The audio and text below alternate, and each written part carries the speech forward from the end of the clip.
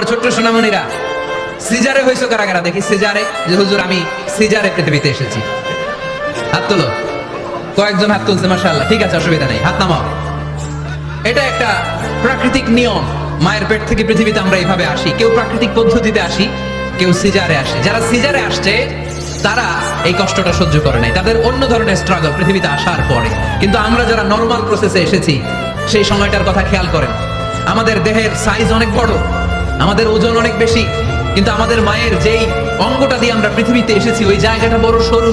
খুব ছোট্ট একটা জায়গা দিয়ে এই বিশাল দেহ নিয়ে আমাকে সংগ্রাম করে আসতে হয়েছে, ঠিক কিনা? এবং এটা ল্যাবরেটরিক্যালি প্রুভড, সায়েন্টিফিক্যালি অ্যাটাস্টেড যে এটা একজন বাচ্চার জন্য, নবজাতক নিউ বর্ন বেবির জন্য খুবই স্বাস্থ্যকর, খুবই হেলদি।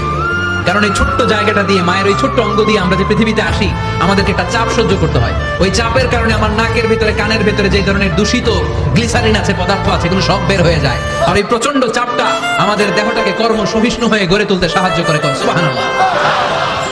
সেই দিন আমরা স্ট্রাগল করে পৃথিবীর বুকে এসেছিলাম। যেদিন মায়ের পেট থেকে যুদ্ধ করে আমাকে পৃথিবীতে আসতে হয়েছে, ওই দিন আমার কান ছিল? এখনকার মতো কানের শক্তি ছিল? এখন যে হাতে শক্তি, ওই শক্তি ছিল? ওই কঠিন পরিস্থিতিতে যদি আমি সংগ্রাম করে টিকে থাকতে পারি, বর্তমান সময় আমাদেরকে কেউ আটকে রাখতে পারবে না, পারবে না। ইন্নাকা কাদিহুন ইলা রাব্বিকা কাদহান ফামলাকি। আল্লাহ বললেন, ও বনি আদম, তোমাকে কষ্ট করতে করতে আমার কাছে আসতে হবে। আবার আল্লাহ বললেন, লাকাদ খালাকনাল ইনসানা ফি কাবাদ। আমি বনি আদমকে, দুনিয়ার সবগুলো মানুষকে কর্মসহিষ্ণু করে তৈরি করেছি। সুবহানাল্লাহ। কর্মসহিষ্ণু। আমাদের এক একজন মানুষ যে আমরা কতটা কষ্ট আর ধৈর্য সহ্য করতে পারি, আপনি কল্পনা করতে পারবেন না। নরমাল প্রসেসে আমাদের মা যেদিন আমাদেরকে ডেলিভারি দিয়েছিলেন, তখন আমাদের মা 57 ইউনিট প্লাস। সুস্থ মানুষ ব্যথা সহ্য করতে পারে 45 ইউনিট। কত ইউনিট? কিন্তু আমাদের মা যেদিন আমাদেরকে দুনিয়ার বুকে এনেছিলেন, সেদিন আমার মা, আপনার মা ব্যথা সহ্য করেছিল 57 ইউনিট প্লাস, 57 ইউনিটেরও বেশি। এই ব্যথাটা সাধারণ কোনো ব্যথা নয়।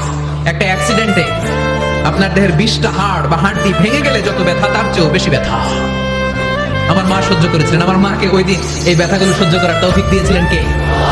তাহলে কি পরিমাণে কষ্ট সহিষ্ণুতা আর কর্ম সহিষ্ণুতা নিয়ে যে আমরা জন্মাই, আমাদের কোনো ধারণাই নাই। এজন্য আমি প্রায় বলি, ছেলে মেয়েদেরকে, সন্তানকে ননির পুতুল করে গড়ে তুলবেন না। ছেলে মেয়েদেরকে কষ্ট সহিষ্ণু করে গড়ে তোলেন।